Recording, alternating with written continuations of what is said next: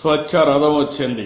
ఇంట్లో నుంచి వస్తువులు ఏవైతే ఉన్నాయో బాటిల్స్ గాని, ప్లాస్టిక్ గాని, అట్టపెట్లన్నీ తీసుకొచ్చారు.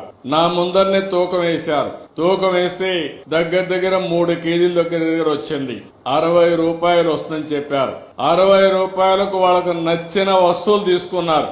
నేను అడిగాను వారిని, ఈ రోజు మీరు ఇచ్చారు కదా, ఎన్ని రోజులయ్యిందని అడిగాను. వారం రోజులు మా ఇంట్లో ఉండే వస్తువులు అక్కడ పెట్టాం, వేస్ట్ అంతా పెట్టాం. వారానికి ఒకసారి వస్తారు, వాళ్ళకిస్తే మాకు దగ్గర ఒక 60 రూపాయలు వస్తా ఉంది. దానికంటే ముఖ్యంగా ఇవన్నీ ఉంటే మా చుట్టుపక్కల వేస్తాం, ఇవన్నీ పశువులు తింటాయి, భూములు వేస్తాం, కాలుష్యం అయిపోతుంది, తద్వారా మేము అనారోగ్యం అయ్యేవాళ్ళం. ఈ రోజు చాలా సంతోషంగా ఉంది.